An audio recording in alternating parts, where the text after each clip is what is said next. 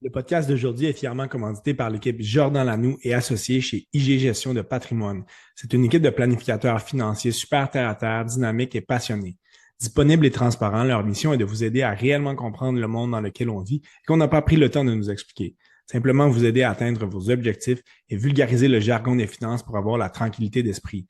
Que vous ayez des questions sur la fiscalité, l'optimisation de vos revenus, les placements, les assurances pour votre famille ou votre entreprise, les études de vos enfants, l'achat d'une première ou seconde propriété s'assureront de vous guider vers les priorités d'une période à l'autre. Nous sommes ravis de collaborer avec cette équipe qui partage notre vision d'un avenir financier sécurisé et prospère et qui nous permet de partager notre passion pour le sport. N'hésitez pas à les contacter pour prendre un temps d'arrêt et discuter de votre futur financier.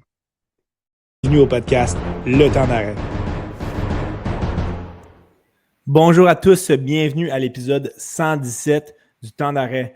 Je suis très heureux de vous présenter le premier épisode de l'histoire du Temps d'arrêt enregistré en direct et encore plus heureux pour l'occasion de recevoir mes deux collaborateurs NFL, Michael Charland, Thierry Murray. Ça va bien les gars? Ça va très bien, Tim. Numéro 1. Très 3 content games de aujourd'hui.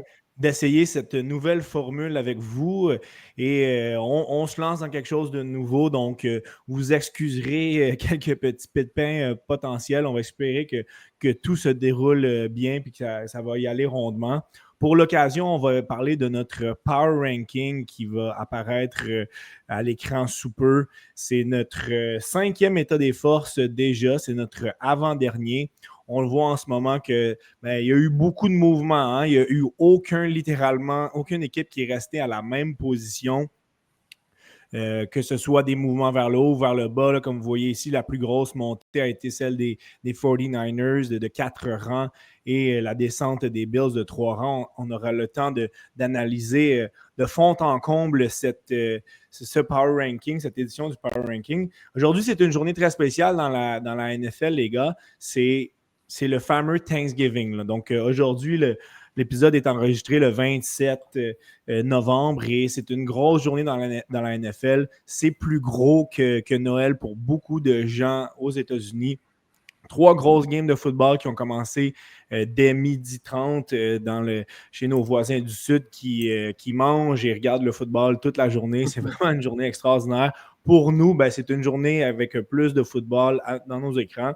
Donc, plusieurs de nos statistiques ont pris en compte les matchs d'aujourd'hui. Certains n'ont pas été adaptés. Donc, on ira avec un petit peu ce qu'on avait préparé en préavis. Donc, peut-être que des petites positions qui auraient changé, surtout dans le classement de Michael dans l'américaine, suite à un match d'aujourd'hui. On pourra en parler plus rondement. Mais on a déjà ici un de nos auditeurs qui est très content de la victoire des Cowboys. C'est sûr que ça a été un gros résultat. On aura le temps d'en parler là, de long en large. Notre fidèle auditeur Philippe Côté qui se réjouit grandement de la victoire des Cowboys. Donc, oui. grosse victoire contre les Chiefs. Les gars, si vous voulez bien, avant de se lancer là, dans l'analyse du Power Ranking, ça a été quand même une dernière semaine quand même assez agitée au niveau des matchs, mais lorsqu'on est venu le temps de se lancer vers les quelques jours avant la date limite des échanges, ça a peu bougé. Certaines équipes sont allées chercher quand même beaucoup de renforts. Comment est-ce que, selon vous, vous pouvez expliquer le si peu de transactions qu'on a eues dans cette date limite des échanges? Parce qu'on va le voir dans notre analyse d'aujourd'hui, il y a beaucoup d'équipes qui auraient bénéficié de s'améliorer. Si je peux commencer, c'est sûr que quand tu vas te transiger en milieu de saison, c'est souvent parce que tu n'es pas nécessairement désespéré, mais tu veux vraiment améliorer un certain aspect rapidement. Puis c'est sûr que les équipes le savent. Puis d'essayer d'aller chercher, mettons, un receveur de passe, tu vas faire 4-5 équipes pour demander s'il y a de la disponibilité, puis eux autres vont demander le gros paquet. Ils vont demander des gros choix au repêchage. Donc c'est sûr que ça ne te laisse pas beaucoup de temps. Souvent, ça ne laisse pas beaucoup de temps pour justement négocier. Puis là, la date limite arrive. Puis là, finalement, on n'est pas venu à une entente. Je suis pas mal sûr qu'il y a eu beaucoup de téléphones que nous autres, on n'est pas au courant. Mais que finalement, ils ne sont pas venus à des ententes parce que justement, ça doit vraiment coûter cher à la date limite des transactions. Là. Bon, en fait, on l'a vu. Là, par exemple, les les Colts qui ont donné 2 choix. Ben, c'est-tu 2 choix de première ronde qu'ils ont donné pour Ouais, 2 choix de première ronde. 2 choix de première ronde pour aller chercher Sauce Gardner? C'est énorme. Là, donc oui, c'est un besoin qu'il y avait, mais c'est là qu'on voit que c'est très dispendieux aller chercher des joueurs à la date limite. Donc c'est pour ça qu'il y en a eu quelques-uns, mais je pense qu'il y en a qui ont finalement abdiqué pour pas tout donner leur avenir des 2 prochaines années pour aller chercher un joueur. Michael, de ton côté, on te retrouve depuis notre épisode du début de la saison. Donc, on ne s'est pas parlé, disons, au sein du podcast depuis plusieurs semaines. Comment as-tu vécu les dernières semaines là, dans la NFL?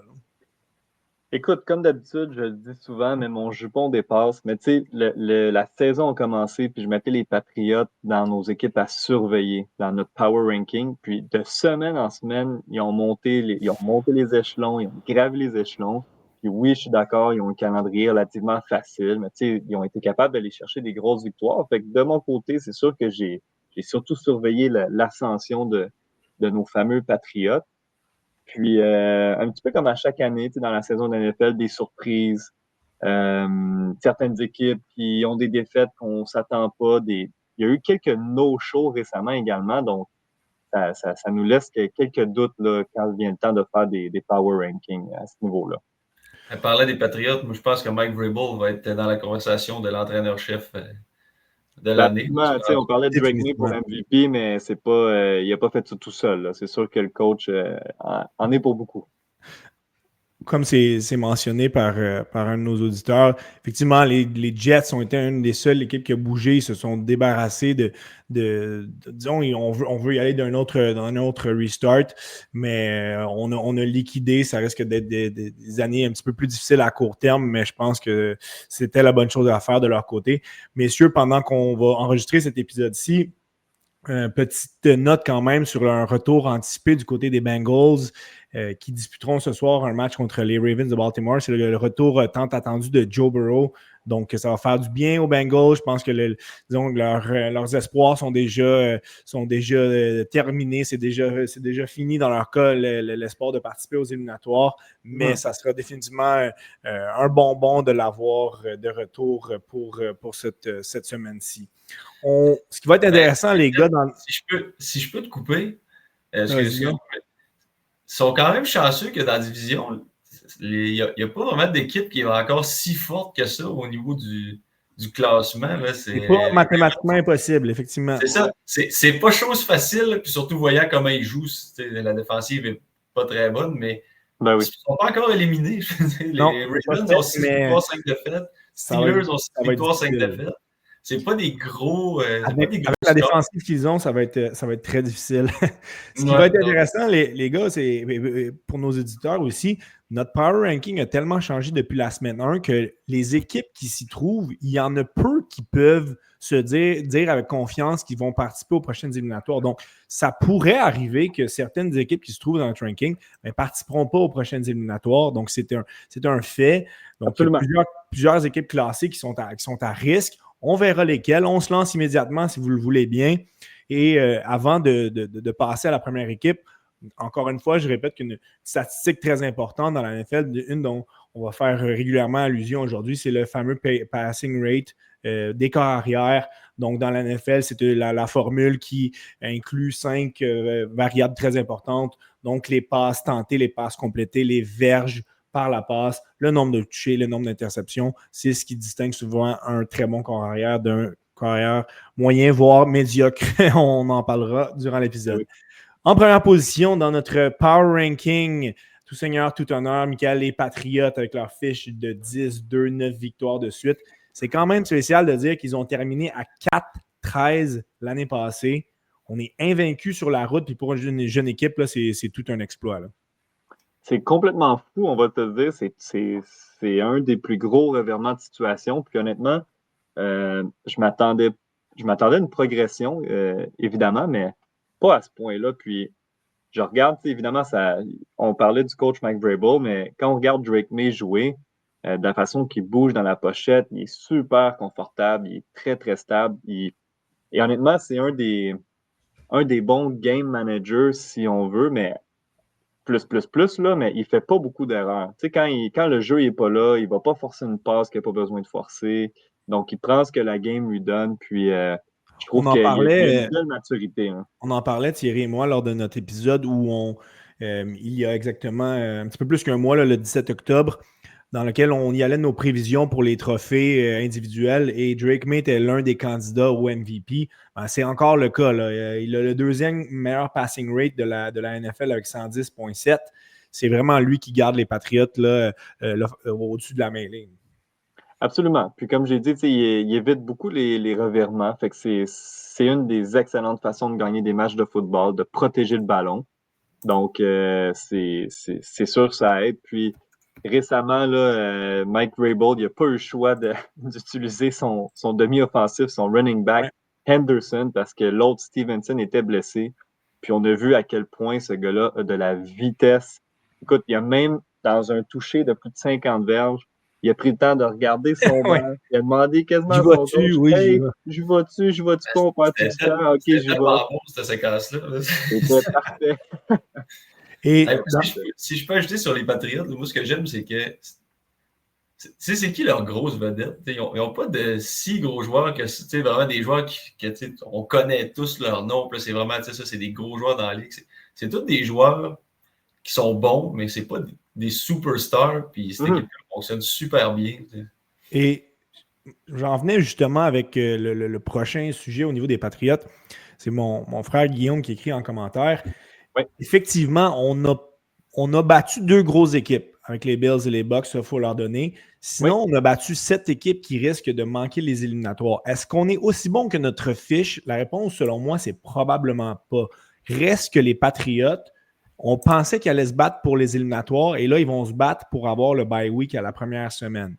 Mm-hmm. Et un aspect qu'il faut garder un œil pour les prochaines semaines des Patriotes, on était la 6e équipe qui avait subi le plus de sacs du corps depuis le début de la saison. Et là, on vient de perdre un de nos meilleurs joueurs sur la ligne, la recrue Will Campbell pour 1 mois. On va devoir jouer notre meilleur football si on veut avoir une semaine de congé à la première semaine. C'est probablement un objectif qui serait le fun pour l'équipe, mais le but, c'est de rentrer en éliminatoire avec de la confiance, puis je pense que ça va être ça l'objectif. Oui, exact. Puis Guillaume a raison. Puis on se l'écrivait dans notre groupe Messenger du podcast que les Patriotes ont eu une saison relativement facile, sauf qu'ils ne contrôlent pas la cédule qu'ils ont reçue. Donc, les grosses games qu'ils avaient à gagner, ils les ont gagnées. Okay? Là, c'est sûr que dans le calendrier, je regarde leur défi 14 décembre, Buffalo, ensuite 21 décembre, Baltimore. Mais sinon, c'est les Giants, les Jets, puis après ça, Miami, dernier match de la saison. Fait que on parlait du bye week. Écoute, une fois rentré en série, on sait au football, tout peut arriver. Donc, peut-être qu'ils ont une saison facile, peut-être que leurs statistiques d'équipe sont un petit peu boostées par rapport à ça. Mais par contre, ils ont gagné. Ils ont fait le meilleur de ce qu'on avait, absolument. En première position dans la nationale, Thierry, les fameux Rams de Los Angeles. Plusieurs équipes sont littéralement en amour avec leur défensive. On comprend pourquoi. On a une fiche de 9-2. Avant de parler de leur défensive, j'aimerais glisser un mot sur leur attaque. Je parlais que Drake May avait le deuxième meilleur passing rate de la NFL. Ben, celui qui est le meilleur, c'est le vétéran Matthew Stafford à 113,7. Il n'a que 2 interceptions cette année, c'est extraordinaire. Lui et Puka Nacua font la pluie et le beau temps là, avec les Rams. C'est beau de voir aller le vétéran Stafford encore avec des. Alors qu'on pensait que peut-être ça allait être la retraite à la fin de l'année passée. Il a été blessé lors du camp d'entraînement. Ben, il est encore en contrôle de ses moyens. Là. Ah ouais, moi, je vais même changer. Je l'ai mis première de la nationale, mais je pense qu'on pourrait la mettre la première de la NFL au total. Là. C'est vraiment une équipe en ce moment qui passe le rouleau compresseur sur ces autres équipes, là, avec ce qu'ils ont fait aux Buccaneers au dernier match. Là, comme tu l'as dit, Matthew Stafford, en ce moment, on le sait que le MVP, c'est pas mal tout le temps donné à un corps arrière. Donc, en ce moment, c'est vraiment Stafford qui est premier en liste là, pour ça. Là, il joue, c'est incroyable. Puis je me rappelle notre premier épisode cette année, je faisais ma parenthèse sur les Rams, je disais tout ce que je dis, c'est en fonction de si Matthew Stafford joue. Effectivement. Là, il joue depuis le début de la saison. C'est exactement ce qu'on voyait d'eux autres. On peut dire, Thierry, sans trop se tromper, qu'on a une des, sinon la meilleure défensive de la NFL. On présentement avec 179 points contre. On est au numéro 1. On a tellement des bons jeunes joueurs. On peut nommer des Byron Young, des Jared Verse qui sont monstrueux.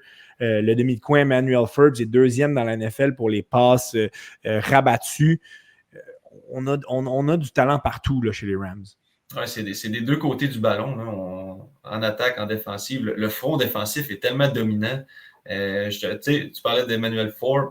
Est-ce que c'est lui qui a relancé sa carrière ou le fait que la pression arrive tellement vite que les receveurs n'ont pas le temps de faire des tracés complexes? Donc, vraiment, ça facilite le travail des demi-défensifs. C'est peut-être un peu des deux aussi, du coaching. Mais bref, tout roule bien en ce moment en défensive, unité spéciale, ça va bien.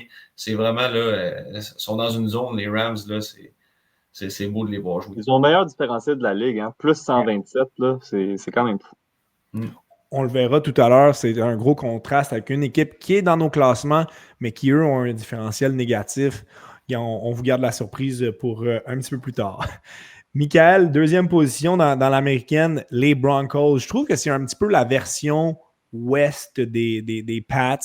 On a une fiche 9-2, une séquence de 8 victoires de suite aussi. Là. De leur côté, c'est à domicile. On est invaincus. Par contre, on a des meneurs dans aucune statistique individuelle et c'est là que ça contraste un petit peu avec les Patriots. Même que Bo Nix a un passing rate complètement mauvais de 86,1. Est-ce que les Broncos sont aussi bons que leur fiche peut en prétendre? Un petit peu comme les Patriots, là, on peut se poser la question. On a 5 victoires par une marge d'un placement ou moins, ce qui pourrait... Il y aurait vraiment des matchs qui auraient pu aller des deux côtés, mais comme on a dit avec les Patriots, encore une fois, ils ont gagné ces matchs-là. Exact. Ils ont gagné. Puis, la victoire contre les Chiefs, moi, je trouve que c'est quand même un bon statement, dans le sens que, oui, les Chiefs ne sont peut-être pas ce qu'ils ont déjà été. Par contre, c'est quand même une équipe qui est relativement bien bâtie. En tout cas, on en parlera plus tard, mais c'est un gros match à gagner, puis ils l'ont gagné. Oui, c'est par un placement, mais regarde, ils sont tombés du bon côté de la game. Ce qui est intéressant pour les Broncos, je trouve, c'est au niveau de l'attaque, ils n'ont pas de superstar. Courtland Sutton, c'est leur receveur numéro 1.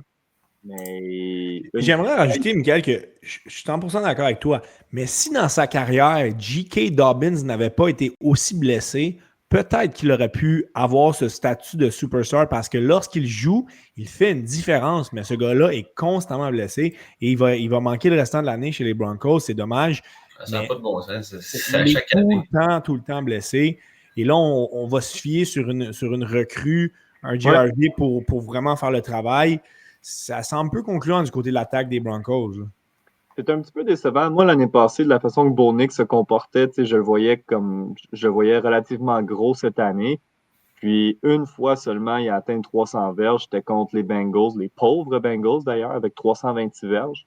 Sinon, il se tient autour de 250, peut-être. Donc, c'est sûr que c'est décevant. Par contre, c'est surtout leur défensive en termes des Broncos qui va venir les aider. Ils sont 6e en termes de verges allouées, 6e au niveau de la passe et sont excellents contre la course, donc 3e. Et souvent, ce qu'on dit, les défensives gagnent des championnats. On parle du linebacker Bonito qui est littéralement une machine de guerre à regarder aller.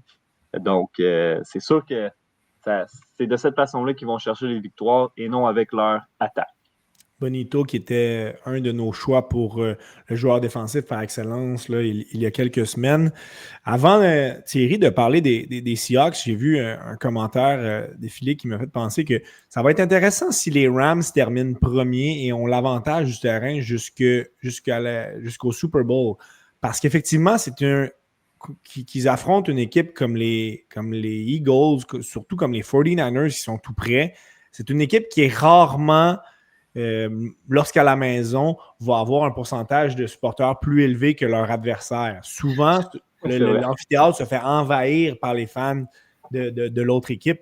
Donc, c'est à prendre en considération qu'on risque de jouer. Oui, on va être dans nos installations, on va être à l'aise, mais on n'aura probablement pas la foule derrière nous. Puis c'est dommage à Los Angeles, on s'est aussi peu rallier derrière les Rams. Probablement que 2 équipes, c'est trop dans la région de Los Angeles, mais c'est quelque chose à garder en tête avant de se lancer en éliminatoire. Le problème aussi, c'est que San Francisco, c'est quand même très proche de Los Angeles. Fait que les gens de Los Angeles souvent prenaient pour les 49ers. Donc, quand ils ont amené une nouvelle équipe, c'est comme moi, je prends pour les 49ers depuis leurs équipes, c'était quand fait que même les je vais Niners. rester pour eux autres. Donc, c'était pas c'était drôle comme déplacement. En tout cas, c'est vrai que l'avantage du terrain, c'est qu'ils n'auront pas à faire de route, là, mais c'est vrai qu'ils n'auront pas vraiment la foule de leur côté. Comme vous pouvez le voir à l'écran, deuxième position dans la nationale, Thierry, les Seahawks de Seattle. Donc, on a une fiche de 8-3, pardon. On a une bonne défensive. Par contre, l'équipe suit grandement les performances de Sam Darnold. Quelques statistiques avant de te laisser la parole. Il est souvent très bon dans la victoire. Passing rate de 154.2, 141, 121.7. Il a été très mauvais dans 2 défaites. 45.5 contre les Rams, qui est un des pires différentiels qu'on a vu depuis longtemps. 87.2 contre les Niners, c'est mieux, mais c'est pas suffisant. Donc, on dirait que les Seahawks vont au gré de Sam Darnold, puis ils vont se rendre aussi loin que Darnold peut aller. Oui, mais ce qu'on parle un petit peu moins, par contre, c'est de leur défensive. Tu sais, finalement, on parle beaucoup de Jackson Smith et Njigba qui est en train de battre des records. On parle jamais de Sam Darnold parce que c'est un nouveau venu. Donc, on regarde beaucoup, tu sais, est-ce qu'il fait mieux que Geno Smith? Moi, je pense que oui, il fait mieux que Geno Smith. Mais on regarde beaucoup ça, mais la défensive est juste incroyable des Seahawks. Là, le front défensif avec l'ajout de Marcus Lawrence des Cowboys, qui est un peu passé inaperçu l'année passée comme transaction, pas transaction, mais agent libre, vraiment solide. Donc, ça enlève beaucoup de pression justement sur l'attaque qui a moins besoin de générer de points. Mais je trouve que Sam Darnold, jusqu'à présent, il joue vraiment bien. C'est vrai que les matchs qu'il y a eu moins bien, c'est justement contre les Rams qu'on vient de parler, qui sont en défensive, ils sont dominants. Donc, je pense que pour l'instant, il me surprend vraiment, Sam Darnold. Je ne m'attendais pas à ce qu'il soit aussi bon. On voit souvent ça, des carrières qui ont une bonne saison à quelque part, dénichent un gros contrat, puis finalement, c'était vraiment une saison un peu miracle qu'il y avait eu. Je m'attendais à le voir échouer. Exactement. Puis là, il dépasse vraiment les attentes que moi j'avais envers lui. Donc, j'ai des félicitations à lui donner. Je dois admettre que je m'étais trompé à son égard. Quelques points d'interrogation tout de même. Il manque certains éléments. Donc, on peut dire, est-ce qu'on a un ailier rapproché qui est capable d'avoir un impact sur un match? Pas vraiment. On a de la misère à cibler qui est le porteur numéro 1 de cette équipe-là. Ça devait être Kenneth Walker. Il ne fait pas vraiment le travail. On y va souvent avec Zach Charbonnet. Donc, pour se rendre loin en éliminatoire, je pense qu'on aura besoin de régler quelques questions d'ici la fin de leur calendrier. Mais effectivement, avec leur bonne défensive, c'est une équipe qui pourrait faire des dommages en éliminatoire. Puis, ils sont encore dans la course. Ils sont quand même, malgré tout, dans la course pour avoir le premier rang de l'association. C'est sûr que là, à voir comment les Rams jouent, en plus, les Rams les ont déjà battus, donc ça va être plus difficile, mais c'est encore pas terminé. Donc, ils pourraient espérer avoir le premier rang. Ils ont encore de quoi à se battre d'ici la fin de la saison, Absolument. De la saison régulière. Puis quand même, les gars, je veux quand même dire que ça serait vraiment le fun de voir Jackson Smith et Njigba passer le cap du 2000 verges. Ça arrive souvent des années à peu près à ce temps-ci de l'année qu'il y a un receveur qu'on se questionne s'il va l'avoir. On a eu Tyreek Hill il n'y a pas longtemps. On a eu Cooper Kupp il y a quelques années, qui là en plus est coéquipier à Jackson Smith et Njigba. On a eu quelques-uns, puis ils ont toujours ralenti vers la fin de l'année, puis ils ne se sont pas rendus. Donc là, on va suivre ça de près. Ça pourrait arriver de son côté. Mais il est bien parti. Là, Troisième position, Michael, dans l'américaine, les Colts d'Indianapolis. Depuis que Thierry et moi, on en a parlé lors de notre dernier épisode, ça a été un petit peu moins rose. Là. L'étoile pâlit légèrement. Reste qu'on a quand même des éléments qui sont intéressants. Bon, Jonathan Taylor, un autre qui sera candidat au MVP, est rendu à 1197 verges au sol, 11 matchs, 15 touchés. Là, on vient d'apprendre que Daniel Jones une fracture du fibula, mais le guerrier qu'il est, il continuera à jouer, ne compte pas manquer de match. Chaque match est important pour les Colts en ce moment. Là, on veut sécuriser notre place en éliminatoire. Il continuera d'être le corps partant de cette équipe-là. Impressionnant quand même de voir à quel point il est dédié à cette équipe-là. C'est sa première saison et vraiment, là, il fait tout un impact. Ben oui, écoute, Indiana Jones qui roule. Pour moi, c'est pas mal la surprise de l'année. Là. Ouais. C'en est un autre que je m'attendais à ce qu'il échoue lamentablement. Puis, effectivement, dernièrement, l'étoile pâlie des Colts. Puis, probablement que vous en aviez déjà parlé, mais ce qui est le fun à voir des Colts, c'est est-ce que c'est la directrice générale ou la vice-présidente C'est qui est la sur les lignes? propriétaire. C'est la littéralement, propriétaire. Bon, voilà, ouais. la propriétaire qui a toujours ses écouteurs, son headset. Ouais. Et la raison qu'elle a dit, elle veut s'assurer que lorsqu'elle paye un coach des millions, un coordonnateur, ben, elle est en mesure de défendre son point que toi, tu disais n'importe quoi, puis toi, tu fais bien ta job. Écoute, C'est c'est quasiment c'est- c'est un scénario de film, là, c'est cette histoire. Carly Israel Gordon, qui est la fille là, du célèbre Jim Jim Irsay, qui a longtemps Irsay. été le propriétaire de l'équipe. Et maintenant, c'est sa fille qui s'occupe de l'équipe. Donc, effectivement, c'est beau de l'avoir dédiée elle aussi, là. Ben oui, puis là, tu sais, les Colts ont ajouté, tu sais, ils ont payé le gros prix, on en a parlé. Ils ont ajouté CJ Gardner-Johnson. C'est un excellent ajout. Je pense qu'ils voient leur fenêtre, ils se sont dit, hey, regarde, ça fonctionne cette année, let's go, on y va.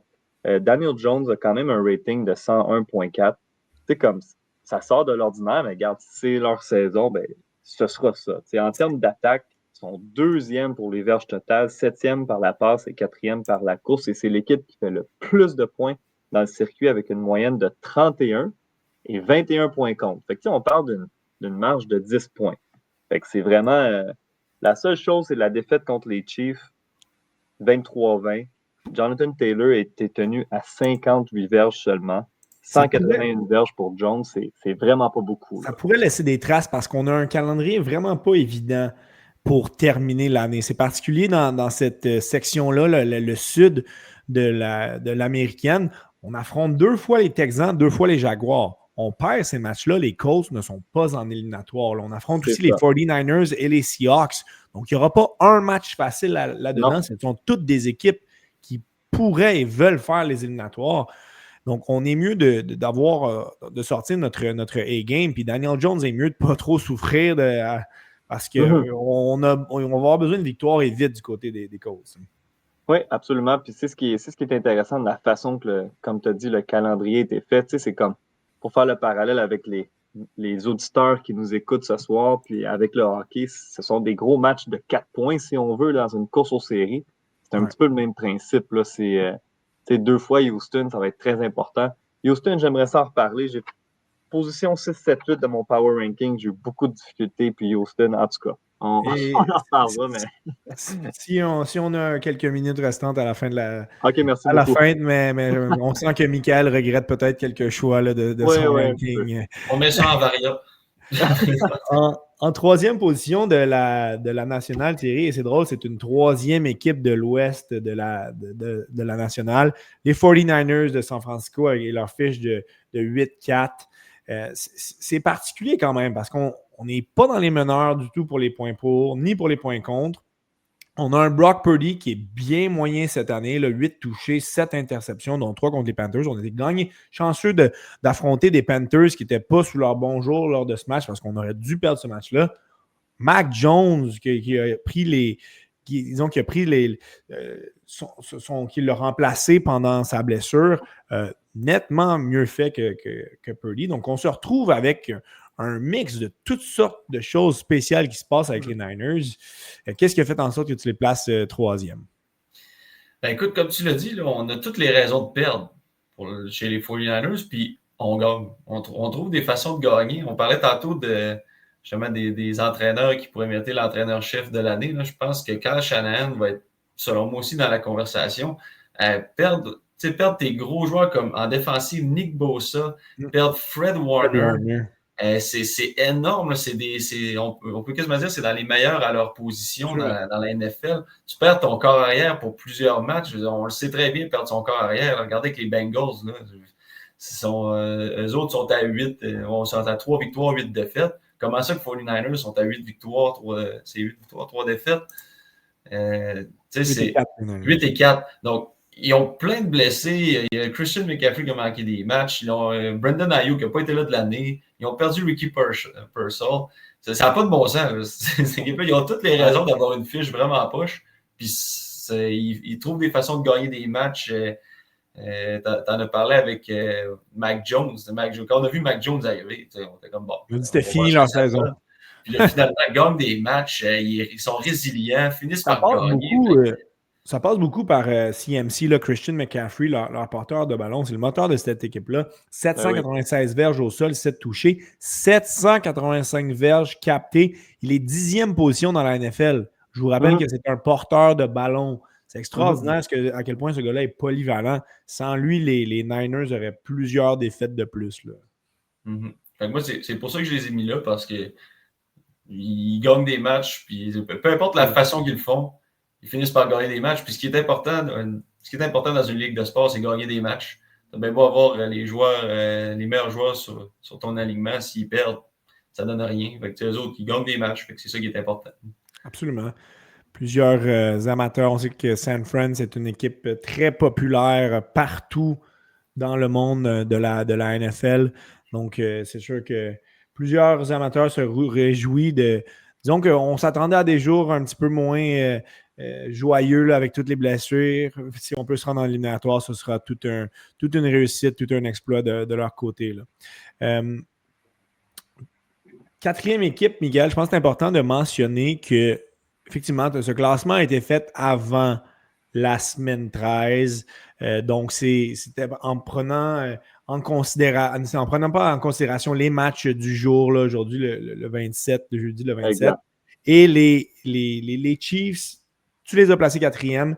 Ils ont perdu au moment que tu as fait ton classement. On revenait d'une grosse victoire contre les Colts. Là, on était avec une fiche de 500. Je pense qu'on aurait probablement qu'ils auraient été sur le classement, probablement été plus bas. On les laisse là pour l'instant. Mais reste que pour les Chiefs, on va devoir régler certains enjeux qui sont majeurs. On est excellent à domicile avec une fiche de 5-1. On est complètement nul à l'étranger avec une fiche de 1-5. On se fie que par le jeu, par la passe, puis par la défensive. Puis aujourd'hui, contre les Cowboys, ben, ça n'a pas fait. Non, ça n'a pas fait du tout. Puis on parlait de gros matchs là, pour les Chiefs.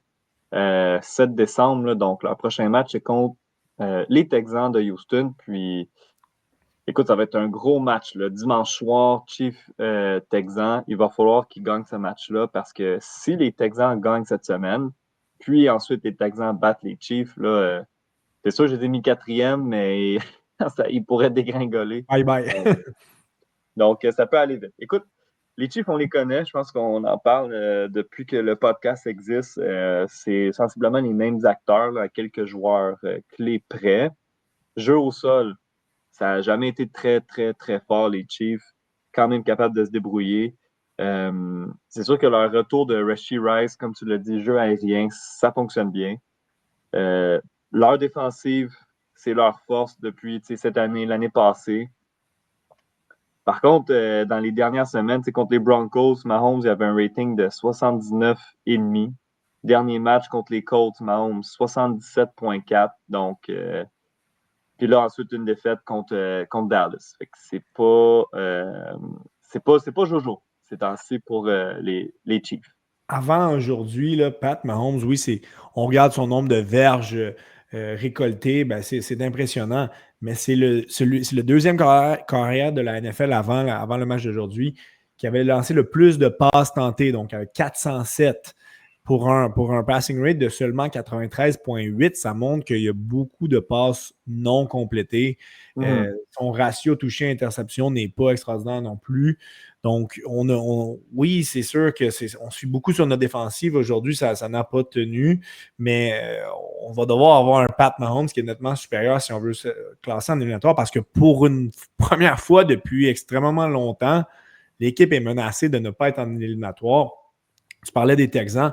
Le match contre les Chargers dans 2 semaines est extrêmement important. Donc, dans nos 6 derniers matchs, dans 5 derniers matchs, pardon, on peut pratiquement pas en perdre.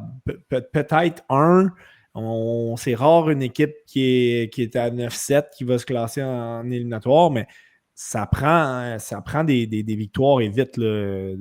On ne peut plus se permettre de défaites, tout simplement. Là. Non, exact. Mais tu sais, comme contre les Titans, ils vont aller la chercher, puis ensuite contre Las Vegas, les Raiders, j'ai l'impression qu'ils vont aller la chercher, mais Texans, Chargers et ensuite Broncos, c'est pas donné. Mais tu sais, les Chiefs, de par leur expérience, ils ont de bons vétérans. Ils sont coachés par un des meilleurs entraîneurs, selon moi, de l'histoire, Andy Reid. Pat Mahomes, on sait c'est qui, c'est un excellent corps arrière. Donc, tu sais, je les trouve, honnêtement, à chaque fois qu'on regarde les Chiefs, on a comme le réflexe ils trouvent toujours la façon de gagner en fin de match. C'est moins facile cette année, mais je les trouve quand même encore dangereux. C'est mentionné que Pacheco et Hunt sont sous-utilisés, effectivement, mais ce ne sont pas des grands porteurs de ballon non plus. Là. Les deux ont une moyenne de verges par course de 4 et de 4,3. Ce ne sont pas des corps qui sont... Pacheco a déjà été explosif. Là, il semble un petit peu ralenti par des blessures, mais oui, on devrait avoir un meilleur équilibre passe et course. Ça fera en sorte que Pat Mahomes pourrait être, selon moi, un petit peu plus efficace, mais on n'a pas vraiment des porteurs de ballon pour faire le travail. Et contrairement à lorsque les Chiefs ont gagné le Super Bowl, leur dernier Super Bowl avec Pacheco. Étienne, si je peux prendre la parole là-dessus pour les Chiefs. Bien sûr. Tu parlais tantôt du marché des transactions, la limite des transactions. Moi, je trouve que les Chiefs ont manqué une opportunité. Là. Il y a des équipes qui vraiment mènent à rien. Puis là, la manée, c'est le temps que le DG aille chercher un receveur de passe numéro 1. Là. Depuis que Tyreek Hill est parti, on n'en a pas là, de receveur numéro 1. Ça fait combien d'années qu'il n'est plus là, Tyreek Hill? Ça fait longtemps. Oui, on a gagné des Super Bowls, mais on le sait, c'est la défensive qui les a traînés. L'attaque, ça fait 3 ans ou presque qu'elle est très anémique. C'est pas explosif. Là, à un moment donné, il va falloir signer un receveur. Puis là, on a Rice, mais il était en suspension. Puis là, il revient au jeu. On ne sait pas trop. À date limite des transactions, là, moi, je ne vois pas pourquoi on n'a pas fait des appels pour T. Higgins, que les Bengals, ça mène à rien. Ça aurait pu leur libérer de la masse salariale ou aller chercher un Garrett Wilson qui sont en train de vendre les feux ils sont en train de faire la vente de feu aux Jets. Il faut être agressif au niveau des Chiefs, d'aller chercher un receveur, un vrai. Là, on a assez niaisé. Là. Les receveurs, on sait, les dernières années, ils échappaient des ballons. Là, cette année, c'était encore pas un très grand groupe.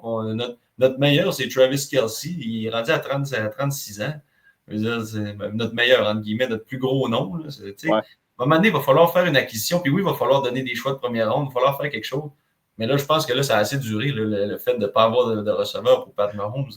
On voit ses statistiques, c'est épouvantable pour un carrière de cette table-là. Pour une première fois depuis 2014, on est vraiment menacé de faire les éliminatoires. Donc, ça fait pratiquement 10 ans que les Chiefs dominent la NFL. Mais les colonnes du temple sont franchement ébranlées et ça pourrait être chamboulé d'ici la fin de la saison. Absolument. 4e position, Thierry, dans la nationale. Les Eagles et leur fiche de 8-3. Bon, il y a 2 classements. Certaines personnes ont remarqué que tu t'étais fâché après eux. Tu les as enlevés des classements. Mais là, ils sont revenus. On aurait probablement été plus haut si on n'avait pas laissé filer cette avance de 21-0 contre les Cowboys. Reste qu'on a quand même une très bonne fiche avec 8-3. On a une défensive qui fait du très bon travail. Là, on parlait d'acquisition. Ben, les Eagles en ont fait. On a ajouté un Jalen Phillips qui aidera définitivement pour chasser les corps adverses. Le problème au niveau des Eagles, et on sait que c'est un problème qui te tient à cœur, tout le monde au niveau de l'attaque n'est pas aussi bon qu'il devrait l'être. Jalen Hurts, Saquon, A.J. Brown, Devontae Smith, la ligne offensive. On n'a pas le choix de regarder du côté du coordonnateur offensif Kevin Patullo dans ce temps-là. Non, absolument. Moi, je disais souvent, il y a 3 critères qui font en sorte que des coachs se font congédier. Puis Patullo, il les remplit toutes. C'est juste que là, ton équipe est à 8 victoires, 4 défaites. Je ne sais pas si ça s'est déjà vu, un entraîneur se faire congédier quand ton équipe gagne des matchs. Mais tu sais, les joueurs sont fâchés. Et Jay Brown est fâché. Tout le monde a l'air fâché. Tout le monde est frustré. Devontae Smith aussi, dans une entrevue, l'a dit, il est juste moins volatile puis il prend moins d'attention. Mais les joueurs le suivent pas. Là. Ils ne suivent pas l'entraîneur. Ça, c'est un premier critère. Deuxième critère, ils ne s'ajustent pas. On le voit depuis le début de l'année. Ils font des points. Maintenant, il y a une panne sèche. Il n'y a plus rien qui se passe. Le dernier match, on l'a vu, on fait 21 points au premier quart. Panne sèche, ils n'ont plus rien fait. Puis le troisième critère, c'est justement que ça ne marche pas de toute façon depuis le début de l'année. On est dans les dernières équipes. Notre attaque est dans les pires de la NFL en ce moment. Qu'est-ce qui peut être pire? Mettons que tu le congédies. Qu'est-ce qui peut être pire? On est dans les moins bons de toute façon. Ça peut juste s'améliorer.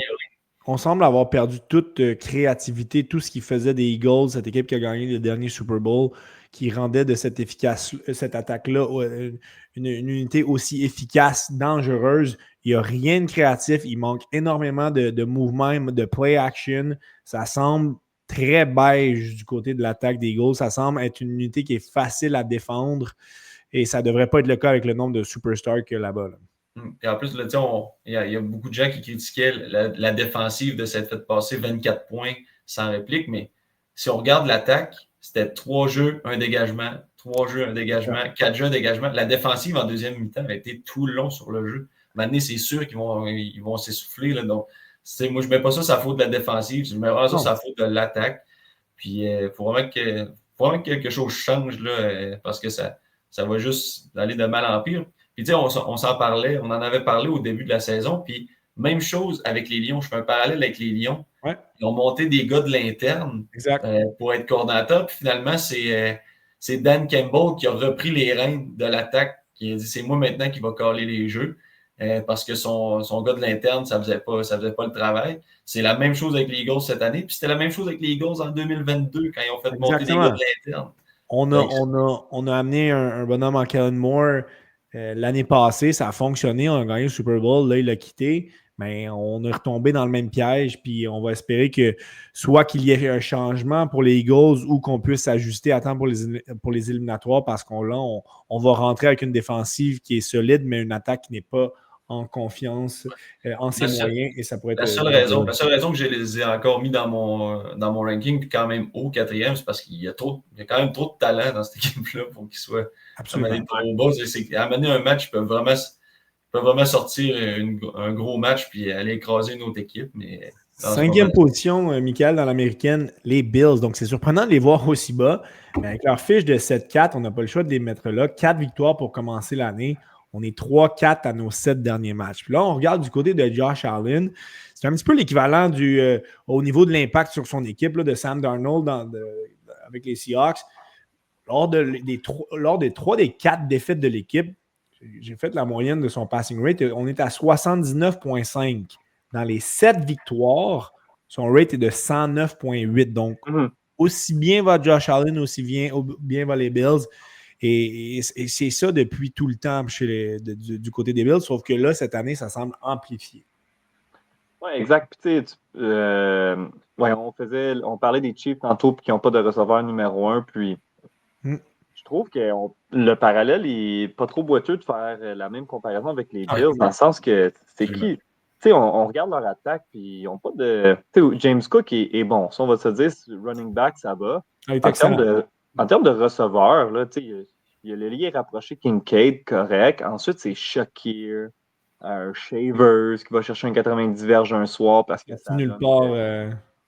Fait que, tu sais, comme tu as dit, c'est vraiment tout sur les épaules de Josh Allen, mais depuis plusieurs années. Puis, écoute, évidemment, la game contre les Buccaneers où il est allé chercher 6 touchés, 3 au sol, 3 par la passe, c'était incroyable, mais ça a tout pris là, pour gagner 44-32 contre eux autres. Ensuite, la défaite contre Miami, 30-13, c'était...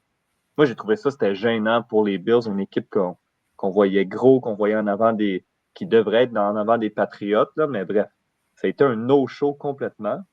Et ensuite, la semaine passée, c'était contre les Texans, on a perdu 23-19, 67 de rating pour Allen, donc c'est... Comme tu as dit, si Josh Allen, il y a une soirée, un après-midi très ordinaire, ben, c'est plate à dire, mais ce sera une défaite parce que en termes de défensive, ils se font traverser au niveau de la course. Ils sont 30e pour défendre contre le jeu au sol. Puis, justement, avant de parler, une petite note sur cette défensive-là, les Bengals et Joe Cool qui viennent de manquer 4 essais à la ligne de 1 des Ravens et on n'a pas été capable de mettre des points sur le tableau. Donc, l'attaque des Bengals qui ne prend pas leur envol sous Joe Burrow. Mais tu parlais d'acquisition à l'attaque. Ben, on n'en a pas plus fait en défensive. On a tellement été éprouvé par les blessures. Encore en ce moment, Bernard, Arstein, Rapp, Hamlin, on est tous des joueurs partants qui sont blessés. On a des joueurs qui sont vieillissants, qui ont leurs meilleures années sont nettement derrière eux. Les Bosa, Milano, Poyer, on aurait dû aller chercher 1 ou 2 joueurs d'impact en défensive. Ça n'a pas été fait. Je pense que ça va les rattraper. Là. Ben, c'est sûr, parce qu'on peut. C'est correct, ils ont une attaque explosive, mais s'ils n'ont pas le support de.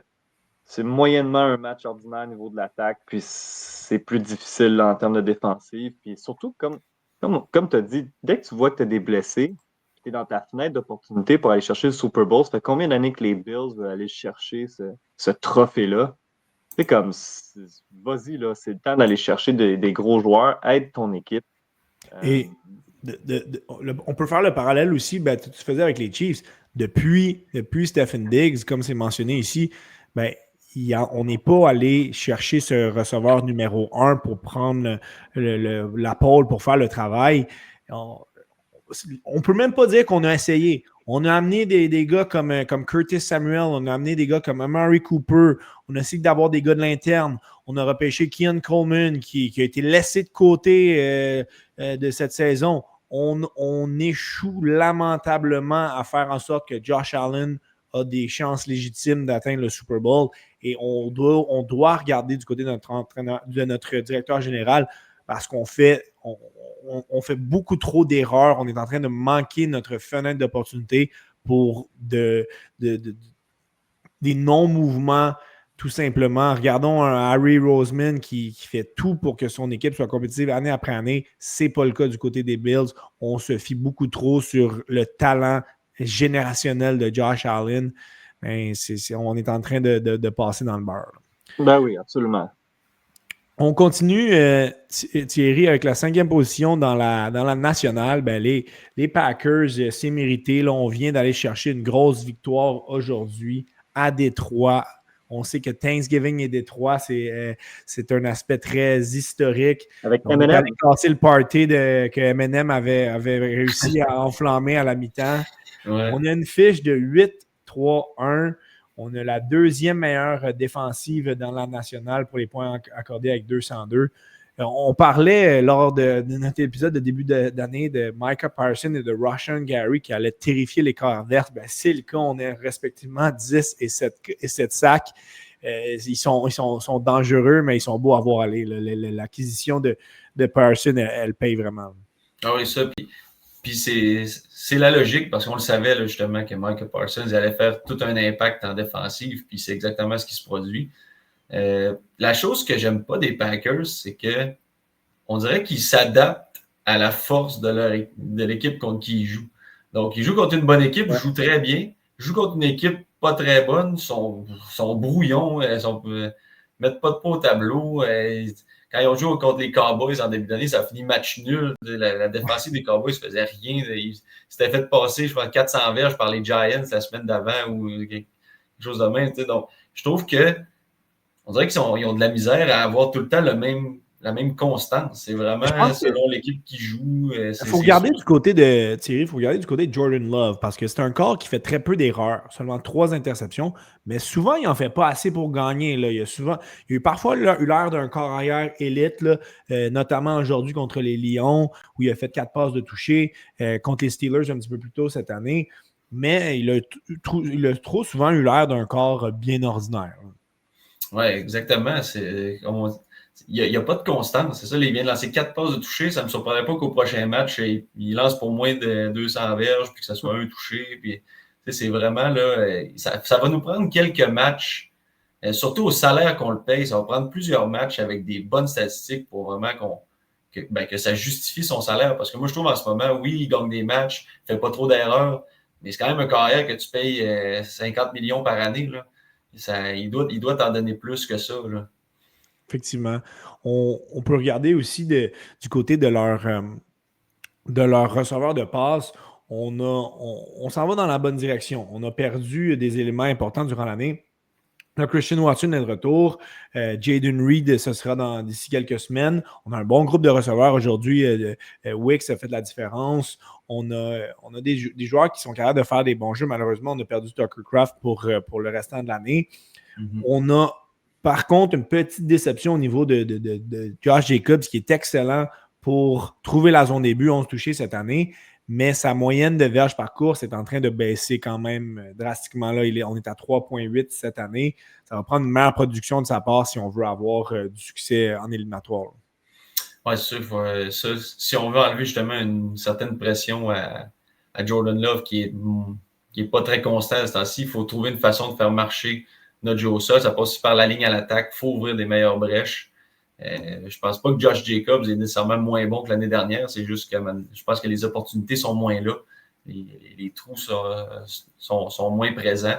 Donc, il faut trouver une solution genre pour ça. Puis, je pense qu'on a vraiment l'équipe pour être dominant, les Packers, en ce moment. Puis, on ne l'est pas. C'est ça qui est surprenant. Puis, je trouve qu'il faut trouver des solutions un peu pour faire marcher cette attaque-là. La défensive va bien. Mais je pense qu'on peut vraiment être dans les meilleures équipes de la NFL, mais moi, je pense qu'on l'est pas. On n'est pas à notre plein potentiel. Il va falloir que Jacobs performe parce que je l'ai acheté à très gros prix dans mon dossier. Effectivement. On va y écrire que tu l'as pris dans son fantasy. Avant de passer à la 6e position dans l'américaine, je vais afficher une question ici qu'on a de la part de Vincent Turcotte. Mm-hmm.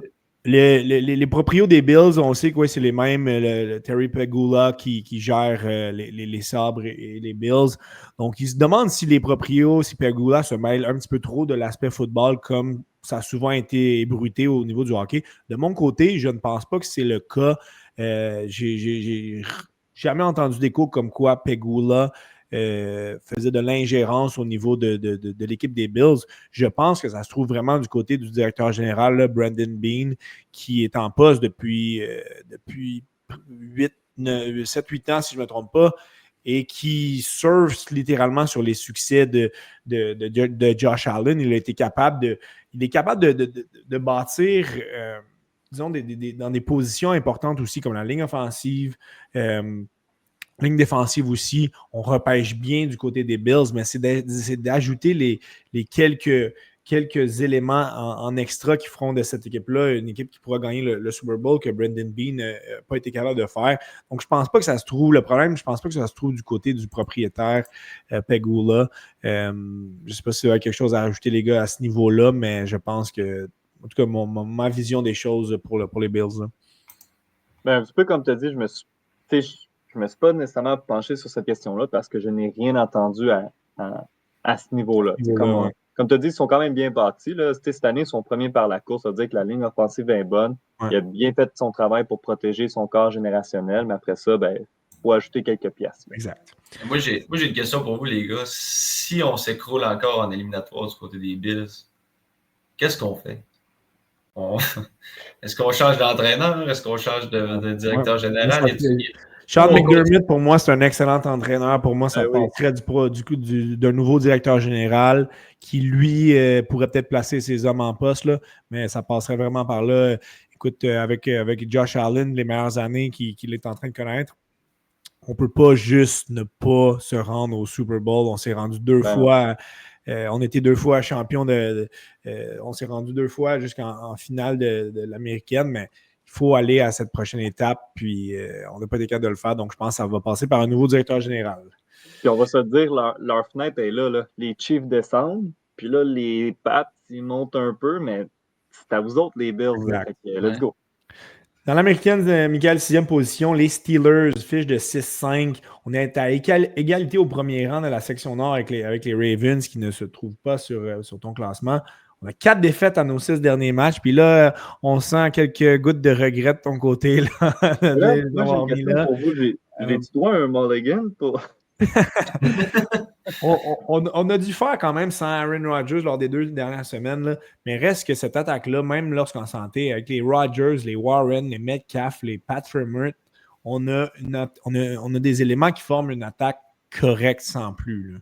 Là. Écoute, tout est correct. Je regardais, dans le fond, comment j'ai fonctionné pour mon Power Ranking. Je regardais les fiches, puis leur rang dans la division, puis effectivement, la nord de l'américaine n'est pas particulièrement forte. Les Ravens se cherchent. Ensuite, c'est les Bengals qui seront probablement là, ni les Browns.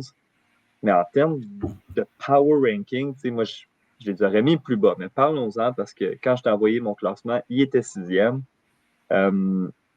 Écoute, ils sont 28e pour les verges totales. Donc, en termes d'attaque, DK Metcalf, Aaron Rodgers, ça marche des fois, mais on s'entend plus souvent qu'autrement, ça ne fonctionne pas.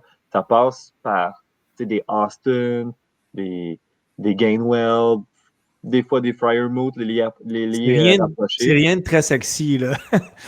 C'est pas très bon. C'est pas très cute. La seule chose, c'est écoute, ils ont des victoires intrigantes, je trouve, contre les Patriots à la 3e semaine, où ils ont tenu Drake May à 45. Drake May 45 verges au sol.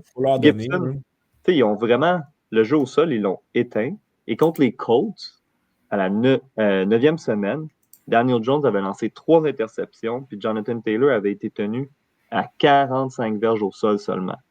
Fait que, c'est comme des petits flashs, si on veut, d'excellence, mais leur calendrier n'est pas facile non plus. J'allais en parler. Là. On affronte 2 fois les Ravens, les Bills puis les Lions. 3 équipes qui vont vouloir gagner à tout prix. Les Ravens vont vouloir gagner la division. Ça pourrait bien être une première saison sous la barre des 500 pour Mike Tomlin, ce qui voudrait dire, évidemment, qu'on ne participerait pas aux éliminatoires. Exactement. Fait que, écoute, mais ces matchs-là contre les Ravens, si jamais ils vont chercher leurs 2 victoires, parce que les Ravens, sur papier, ils devraient être très bons, mais moi, je les trouve quand même très décevants. Écoute, je ne savais pas. Je vous ai écrit position 6, 7, 8 dans l'américaine. Il y a toujours des éléments spéciaux qui se passent, effectivement. Là, donc, à partir de. Après les Bills, je pense qu'on a pu brasser un petit peu des équipes dans un sac puis les sortir une par une. Il y a toujours quelque chose de spécial qui se passe à Pittsburgh. On a une grosse défensive, un TJ Watt qui est énorme cette année, là, 7 sacs, 3 échappées provoquées. On a des joueurs qui peuvent vraiment faire la différence. On a Patrick Queen, on a Jalen Ramsey. Donc, on a vraiment des difference makers en défensive. Puis si je pense qu'on va en éliminatoire, ce sera grâce à cette unité-là. Thierry, c'est la 6e position dans la nationale, les Lions de Détroit. Donc, on se retrouve avec une fiche de 7-5. Au moment où on se parle, les Lions ne sont pas en éliminatoire. Je pense qu'il faut mentionner que le Power Ranking n'est pas construit sous le format éliminatoire. C'est les 7 meilleures équipes. Mais on a une équipe qui ne se trouve pas dans le classement. Donc, l'équipe qui sera en tête de la division sud de la nationale n'est pas dans ton classement top 7. C'est pourquoi les Lions, en date d'aujourd'hui, seraient exclus des éliminatoires. On a une saison en montagne russe, puis il faut rappeler qu'on avait une fiche de 15-2 l'année passée. On a un Jared Goff, un Jahmyr Gibbs qui est 3e au sol dans la NFL. On a Amon-Ra St. Brown, Jameson Williams, Sam Laporta avant qu'il se blesse. Tous des joueurs qui vont très bien, mais somme toute, l'attaque est vraiment moins spectaculaire et efficace que l'année passée. C'est grandement dû au départ là, de Ben Johnson. Ah oui, ça, on en parlait tantôt justement quand on parlait des Eagles, la montée d'un coach par intérim. Je ne sais pas c'est quoi son nom, là, mais c'est un entraîneur qu'on a monté, pas intérimaire, mais de l'interne. Finalement, c'est Campbell qui a repris le contrôle de l'offensive, mais j'en parlais en début d'année que la ligne offensive avait perdu 2 gros joueurs. Puis je pense que ça a un impact direct parce qu'on a les métiers, nos armes sont là. On a Jahmyr Gibbs, comme tu les as tous nommés, là. Mais on a 2 joueurs de ligne à l'attaque qui ne sont plus là. Je pense que là, justement, ça a un impact. On a Frank Ragnow qui a décidé de faire un retour, qui sort de la retraite pour venir aider. Mais tu sais, est-ce qu'il s'est tenu en forme pendant sa courte retraite, on va dire? Est-ce qu'il va falloir qu'il reprenne les jeux? Il va falloir qu'il se réintègre? Donc, je pense que ça peut aider. Est-ce que ça va avoir un impact immédiat? Je ne peux pas dire. C'est sûr qu'à moyen long terme, oui. Mais je pense que oui, la ligne à l'attaque, c'est ça qui est un peu plus problématique là, au niveau de cette attaque-là. On a perdu de notre glow un peu, ce qui rendait cette équipe-là unique. Dans les 3 derniers matchs, on est 0-7 en 4e essai. Là. Ça ne marche tout simplement plus. Là.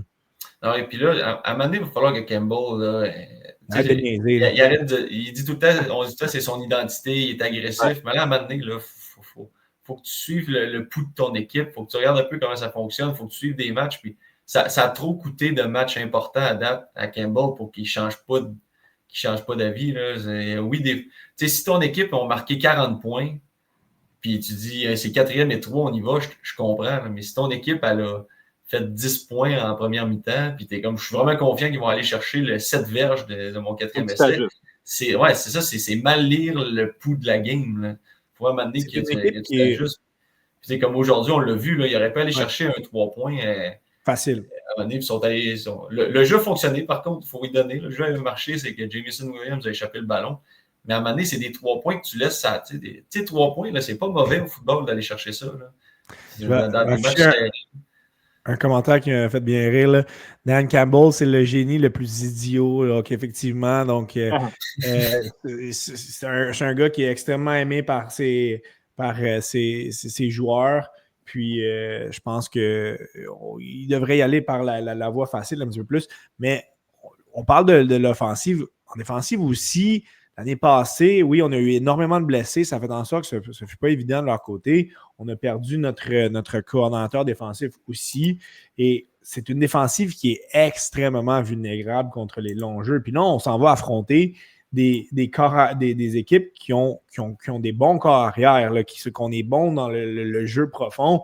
Les Cowboys, les Rams, les Steelers un petit peu moins à ce niveau-là, mais ce ne sont pas une proie facile. Et les Bears, on affronte juste les Vikings qui sont plus prenables. Mais ce n'est pas fait non plus là, pour les Lions. Leur place en éliminatoire n'est vraiment pas garantie. Il va falloir qu'on lève grandement notre jeu d'un cran. Là. Ouais, je suis d'accord avec toi. Là, avec le retour des nombreux blessés en défensive, je m'attendais cette année à une défensive mieux que ça. Ben, oui, ils sont mieux que l'année passée. Là, ça, c'est évident, là, mais je m'attendais quand même à mieux. Puis c'est sûr que les unités sont toujours reliées une à l'autre. Donc, c'est sûr que le fait que des fois, quand l'attaque fonctionne moins, ben, je l'ai dit tantôt un peu pour une autre équipe, mais la défensive passe plus de temps sur le jeu. Donc, c'est sûr que si l'attaque du jour au lendemain se met à fonctionner comme elle faisait l'année passée, c'est certain que la défensive va s'améliorer aussi. Donc, c'est un peu un combiné des deux. Ouais. Mais oui, effectivement, que cette défense-là, elle se fait passer des longs jeux. Puis, ça va falloir trouver des solutions à ça. Oui. Pour la 7e position, Michael, dans l'américaine, je suis content que tu les mettes là, mais c'est vraiment, on se gratte la tête de ce qui fait en sorte que les Jaguars de Jacksonville et leur fiche de 7-4 ont autant de succès. C'est certainement pas grâce à Trevor Lawrence qu'on a cette fiche-là. Il n'y a pas un seul match où son passing rate est en haut de 100. Donc, on a déjà 11 interceptions. Oui, le jeu au sol avec Trevor Etienne, il va très, très bien. On a 815 verges au sol. Mais on a beaucoup de joueurs pour qui ça va un petit peu moins bien, dont Lawrence, Brian Thomas, 2e saison plus décevante, là, seulement 420 verges. Défensive efficace, mais rien de trop joli là non plus. Là. Donc, on dirait que tout semble fonctionner pour les Jaguars, mais est-ce que ça va tenir, là, la question? Mais tu sais, c'est sûr, leur défensive, je regarde ça, ils sont au milieu de peloton. Par contre, contre la passe, ils sont 25e. Puis après ça, tu prends contre la course, puis ils sont premiers. Donc, c'est vraiment les deux opposés. Ensuite, en termes d'attaque, c'est vraiment par la course. C'est Travis Etienne et Baishul Tuten. Donc, ils semblent sensiblement se partager un petit peu. Mais comme tu dis, c'est un petit peu bizarre parce que Trevor Lawrence performe pas super bien cette année. Par contre, là, ils sont allés chercher, en termes d'attaque, ils sont seulement 21e et ils ont fait une transaction. Tu sais, on parlait des Bills tantôt qui semblent laisser aller Josh Allen. C'est sûr que tu peux pas laisser aller Lawrence et espérer faire un bout de chemin en série. Là, c'est pas le même principe. Par contre, ils sont allés chercher de l'aide. Donc, ils ont ajouté Jacoby Myers pour avoir une arme de plus pour le jeu aérien pour aider un petit peu Trevor Lawrence. On a un calendrier très favorable. On affronte 2 fois les Titans et les Jets d'ici la fin de l'année. On affronte aussi 2 fois les Colts. On gagne ces 2 matchs-là. Non seulement on est en éliminatoire, mais on gagne notre division. Là. Donc, vraiment, les succès des Jaguars, je pense qu'on le dit, là, oui, on est bon contre la course. Il n'y a rien de si extraordinaire qui se passe là, mais on dirait que c'est pratiquement pas possible de les voir hors du portrait éliminatoire. Là. Ben exactement. C'est pour ça qu'ils font partie du. Ils sont présents. Écoute, ils sont allés chercher les victoires qu'ils devaient aller chercher. Contre les Jets, c'est sûr que c'est une victoire. Ensuite, les Titans 2 fois.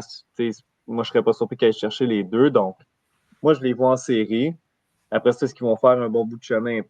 Pas- je ne crois pas. Par contre, ils vont s'y rendre là, envers et contre tous. Là. Thierry, 7e position. Excuse-moi, Étienne, si je peux me permettre, peux-tu me vider le cœur un peu sur Trevor Lawrence? Vas-y. Non. Vas-y. Je trouve que c'est un des plus gros busts de l'histoire de la NFL. Trevor Lawrence, vraiment, là, c'est. La seule raison pourquoi il joue encore, la seule raison pourquoi il joue en ce moment, c'est parce qu'il surfe sur sa vague de Clemson. Parce que depuis qu'il est dans la NFL, là, il ne joue pas comme un carrière de la NFL. Là. Il est vraiment décevant. Il commet des erreurs que tu te dis, mais ça n'a pas de bon sens qu'un carrière qui a été pêché, premier choix overall, fasse ça. Il manque des passes, fait des interceptions. En tout cas, j'y laisse la chance. Moi, je pense qu'il faut qu'il se fasse échanger. Il faut qu'il aille ailleurs. Puis on va pouvoir juger. C'est peut-être le fait qu'il est à Jacksonville. Mais tant et aussi longtemps qu'il est à Jacksonville, Trevor Lawrence ne fera rien. Puis les Jaguars ne feront rien avec Trevor Lawrence. C'est dur de tirer la plug sur ton premier. Moi, je tire la plug. Là. En tout cas, oui? La seule raison pourquoi je vais reploguer un peu, c'est s'il est échangé pour checker si ça peut faire. Là. Mais en ce moment, j'ai complètement tiré la plug. Puis c'est terminé, Trevor Lawrence, tant qu'il est à Jacksonville. On a manqué un peu notre chance parce qu'on avait l'option de soit l'échanger ou de passer à autre chose. On a signé une prolongation de contrat très lucrative de 5 ans. Donc, si je ne me trompe pas, là, Lawrence sera un membre des Jaguars jusqu'à la fin de l'année 2030. Donc, il ne sera pas facile à échanger. Donc, dans son cas, je pense que c'est une libération où ils vont rester avec lui. Ouais, moi, je pense que le DG va rester avec lui parce que sinon, je pense que si tu le coupes, ben, il va perdre son emploi. Effectivement. J'avais très hâte, Thierry, de parler de cette équipe-ci, là, les Bears de Chicago et leur fiche de 8-3, 4 victoires de suite. C'est bien ce qui se passe là. On a 4 victoires, 1 défaite à la maison, 4-2 à l'étranger. Mais les fans des Bears s'enflamment. On est premiers de leur division. On se voit en éliminatoire. Il y a des très belles choses qui se passent là, des deux côtés du ballon. Par contre, est-ce que, selon vous, toi et vous, c'est la plus grosse fraude de la NFL? Et je vais expliquer mon point en disant que 6 de leurs victoires ont été gagnées par la marge de 5 points ou moins et souvent contre des équipes très moyennes. Donc, on a gagné, c'était pas chic. Puis, parce qu'on gagne, on pense qu'on est vraiment au-dessus de la moyenne. Mais attention, je parlais tout à l'heure là, d'une équipe, disons, qui était peut-être pas de bon côté du différentiel, là, plus-moins pour les points contre. Ben, les Bears, on est à -3. Donc, je pense que ça montre que cette équipe-là, disons, où leur fiche, la réalité n'est pas aussi reluisante que leur fiche. Ah, ben, exactement, c'est le premier point que je voulais dire. Puis, est-ce que c'est la plus grosse fraude? Oui, selon moi. Parce que les équipes, comme tu l'as dit, les équipes, on a battu des équipes pas bonnes. Puis quand on a joué contre des équipes bonnes, on s'est fait ramasser. Là. Donc, tu sais, c'est même pas proche. Là. On a joué contre les Lions, on s'est fait battre 52-21. Ensuite, on a joué contre les Ravens, on s'est fait battre 30-16. Donc, puis les équipes qu'on a battues, c'est les Bengals avec c'était je pense que c'était Joe Flacco qui jouait. Mais c'est pas bon. On a battu les Raiders par 1 point. Ah, c'est ça.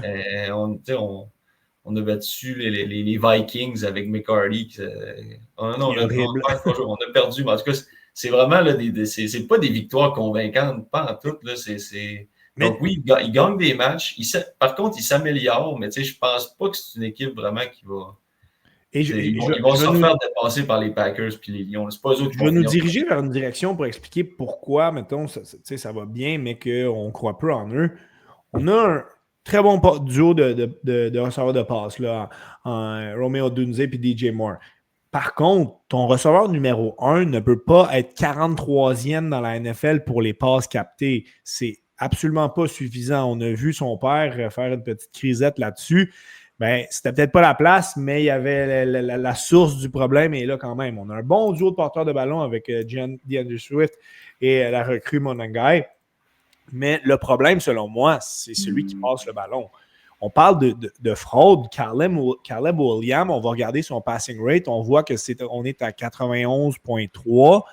Ben, on a un match quand même de 142,6 qui fausse la moyenne. Là. Donc, on est sous la barre des 90, puis c'est un gars qui a été capable de faire des jeux clés cette saison, mais overall, il n'est pas bon. Ben moi, ce que je trouve de Caleb Williams, là, c'est qu'on dirait qu'il panique. Il est dans sa pochette, là, il est tout le temps en train de sortir de la pochette et d'essayer d'improviser des jeux. Souvent, la protection est là. La ligne offensive fait ce qu'il faut. Il a charessé dans la pochette et à faire sa passe. Puis dès qu'il voit une petite ombre arriver, il sort de là. Puis là, ben, ça scrape un peu le jeu. Le jeu ne fonctionne plus vraiment comme il était supposé fonctionner. Puis là, il faut qu'il improvise. Puis on voit que c'est pas nécessairement. Il est capable, mais en même temps, tu ne peux pas faire ça tout le temps. Tu peux faire ça une fois de temps en temps, improviser un jeu. Mais si un jeu sur 2, tu l'improvises, à un moment donné, ça ne fonctionne pas. Là. Non. On a des joueurs en défensive qui sont capables de faire la différence. Là. On peut penser à Montez Sweat et ses 7 sacs cette année. Dans Sean Wright, Kevin Byard ont tous les deux 5 interceptions. Mais eux aussi, je pense qu'on n'aura pas, la vie ne sera pas facile d'ici la fin de la saison. On va avoir beaucoup de compétition. On va affronter les Eagles demain dans un gros match le lendemain de la Thanksgiving. On affronte 2 fois les Packers, on affronte les Bears, on affronte les Lions. C'est pas impossible. Là, je vais peut-être fâcher quelques fans des Bears si jamais il y en a qui nous écoutent.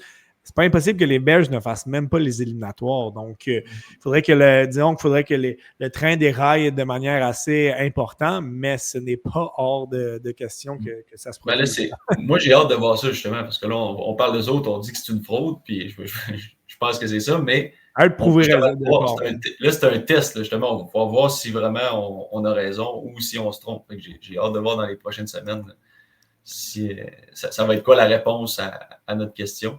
Pour conclure notre ranking de la semaine 13 et dans cette édition du 2/3 de la saison de la NFL, parce que oui, c'est là qu'on est rendu. On est dans le dernier droit qui va mener aux éliminatoires. Du côté de l'américaine, Michael, ton équipe qui était à surveiller, ce sont les Chargers qui ont une fiche de 7-4. On est bien positionné pour les éliminatoires. Les Ravens avec leur fiche de 6-5. Les Texans avec leur fiche de 6-5. Les Ravens, je pense que personne ne serait surpris qu'ils gagnent aujourd'hui contre les Bengals. Qui, selon toi, dans ces équipes-là, pourra se faufiler en éliminatoire? Écoute, enlève les Steelers, mais puis les Chargers, d'après moi, ils vont rentrer. Je les trouve... on se parlait avant le podcast. Mis à part leur erreur de parcours récemment là, contre les Jaguars qui ne se sont pas présentés, là, 35-6, puis je regardais le match justement parce que Herbert, c'en est un autre que je suis allé chercher à très gros prix dans mon pool. Et qui déçoit aussi. Oui, il est très déçu d'être dans mon équipe, il faut croire, là, mais ça a été très difficile. Ils fonctionnent relativement bien, les Chargers, puis une équipe, je trouve, qui s'en vient bien, ce sont les Texans avec CJ Stroud qui est questionable, qui va peut-être revenir aussi. Une autre des meilleures défensives de la NFL, donc... Oui, ça va brouiller ça va être excitant pour les équipes en fin de saison, définitivement. Thierry, du côté de la nationale, ton équipe à surveiller, c'est les Cowboys. Ben, on revient d'une grosse victoire contre les Lions. La semaine d'avant contre les Eagles aussi. Mais la vraie question, ça se trouve aussi du côté de la division sud. On en parlait. Les Bucks, on est à 6-5. Les Panthers à 6-6. Peut-être même les Falcons qui auraient une chance par la faiblesse de leur division. Selon toi, est-ce que les Cowboys ont réellement des chances d'être en éliminatoire et qui, dans ces 3 équipes-là, selon toi, va terminer en tête de la division sud? Écoute, pour ce qui est de la division sud, c'est vraiment difficile. Je pense que les Buccaneers, quand même, ont le plus de chances parce que les Panthers, on l'a vu qu'ils s'améliorent. Ils s'améliorent depuis l'année passée, mais quand ils arrivent contre des équipes quand même assez fortes, c'est plus difficile. Parce que les Buccaneers, ils ont quand même gagné des matchs contre des grosses équipes. Ils ont eu beaucoup de blessés. Il y a des blessés qui vont revenir au jeu. Bucky Irvin revient au jeu. Je pense qu'à un moment donné, Mike Evans va revenir. Là, il était en commotion. Écoute, il avait sa clavicule, mais je pense qu'il va revenir d'ici la fin de la saison. Ça va dépendre aussi de Baker Mayfield. Il s'est blessé à l'épaule gauche. Il est droitier. Là, on va voir, est-ce que ça a un impact? Je ne sais pas si vous avez vu des nouvelles de son état. Mais ça va vraiment rester à voir. C'est sûr que si Baker Mayfield ne joue plus de la saison, ça change complètement la donne. Là, on a Teddy Bridgewater comme remplaçant. Là, je changerais mon pas, là. Mais Baker Mayfield, c'était pas trop intense ce qu'il disait. Il n'y avait pas de fracture ou peu importe MRI. Là, donc, il devrait être de retour. Okay. C'est clairement pas Falcons et Saints qui vont gagner ça. Donc, ça va vraiment dépendre, je pense, de la blessure à Baker Mayfield. Je pense que c'est vraiment ça la clé de savoir quelle équipe va passer. S'il est blessé, ben peut-être Panthers va réussir à se faufiler, puis ça serait une bonne surprise de les voir en éliminatoire. Une surprise, ça c'est clair. Je pense pas qu'ils vont faire long feu en éliminatoire s'ils se rendent là, mais en tout cas. Parlant justement de faire long feu en éliminatoire, on va conclure l'épisode avec cette question-ci. Est-ce qu'on pense que les Chargers sont capables de gagner en éliminatoire? Il y a quelques années, on aurait répondu tous en chœur, non, on ne croit pas du tout en leur entraîneur-chef. Là, la question, les faits sont différents. Là. Personnellement, je suis un grand partisan de Jim Harbaugh, l'entraîneur. Là. La personne, c'est autre chose. Là. Tout un entraîneur-chef. Il l'a gagné il n'y a pas longtemps à Michigan. Il a eu du succès aussi dans la NFL. Est-ce qu'on pense que c'est une équipe qui est capable de gagner? Il manque certains éléments. Il y a quelques éléments, disons, on a des points d'interrogation. Si notre porteur de ballon, Omari Hampton, peut revenir en force, ben c'est sûr que ça va être un élément positif. Est-ce que Ladd McConkey est capable d'aller chercher, disons, son impact de l'année passée? Oui, exactement. Est-ce qu'il est capable de monter son jeu d'un cran? S'il est capable de le faire, ben en attaque, ça devient très, très intéressant. Puis on a une défensive qui est très potable aussi. Donc, quelques variables. Mais si tous ces points-là vont de notre côté, je pense que les Chargers sont capables de rentrer en éliminatoire puis de gagner, puis de gagner au moins un si ce n'est pas 2 matchs. Voilà de mon côté pour les Chargers. Si vous avez quelque chose à rajouter. Là. Moi, je pourrais rajouter, je pense que ça va vraiment dépendre qui affronte. S'ils affrontent une équipe avec un gros front défensif, ça va être très difficile parce que la perte de Joe Alt puis de... Mon Dieu, rappelez-moi son nom, l'autre, le garde. Je vais dire ça. Oui, c'est Rashawn Slater. Rashawn Slater. La perte de ces deux joueurs-là, ça fait extrêmement mal. Puis si on affronte des équipes qui ont des gros chasseurs de corps ou si on affronte Broncos en éliminatoire, là, que leur front défensif est dominant, ça va être difficile. Là. Ça va vraiment dépendre justement de qui on affronte parce que on l'a vu là. Quand on affronte des équipes qui ont des bons fronts, là, Justin Herbert, il n'a pas de temps pour lancer. Il se fait frapper. Puis là, plus il se fait frapper, plus il lance des passes douteuses. Fait ça va vraiment dépendre de l'affrontement. Là. J'aimerais vous remercier, les gars, de vous être prêtés à l'exercice. Merci surtout à nos auditeurs d'avoir été présents. Là, quelques-uns qui sont venus, quelques-uns qui sont venus et sont repartis. Certains sont restés tout le long, là, depuis le 1h17, depuis que l'épisode a débuté. Ce fut très, très agréable de se lancer là-dedans, dans cet exercice, d'interagir avec vous au fur et à mesure que l'épisode a avancé. Ça a vraiment pimenté l'épisode. Ce fut extrêmement intéressant. Donc, merci pour votre participation, les auditeurs. On n'exclut pas de refaire quelque chose du genre pour un épisode éliminatoire. Mais c'est vraiment fun d'avoir des questions aussi. Oui, absolument. C'était un bel ajout, je pense, à notre épisode.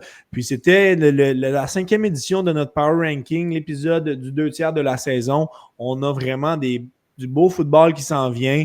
Ce fut vraiment une belle saison jusqu'à présent, mais là, comme on l'a vu dans notre Power Ranking, ça va se battre pour les places éliminatoires. Personne n'est confirmé. Certaines équipes doivent monter leur jeu d'un cran pour conclure leur saison dans une bonne note. Et d'un autre côté, je pense que ça va se terminer pour certains à la dernière seconde. Donc, c'est ce qui va rendre les prochaines semaines vraiment très excitantes. Un petit mot chacun de votre côté, Thierry et Michael, pour conclure cet épisode puis pour parler des prochaines semaines dans la NFL qui vont nous mener vers les éliminatoires. Là. Mais écoute, on l'a dit souvent, le calendrier là, en fin de saison, les équipes rencontrent 2 fois à l'intérieur de 4-5 matchs des équipes de leur même division. Ça va aller d'un côté ou de l'autre, surtout pour les équipes qui sont dans la bulle des séries. Fait que ça devient des matchs extrêmement importants, parfois à heure de grande écoute. Donc, vraiment, on va être scotché à notre sofa puis vraiment avoir un portrait clair des séries.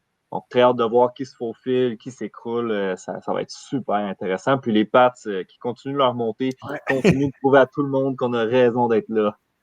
Thierry, de ton côté. Moi, j'ai hâte de voir s'il y a des équipes qu'on n'est vraiment pas habitué de voir en éliminatoire qui vont être là.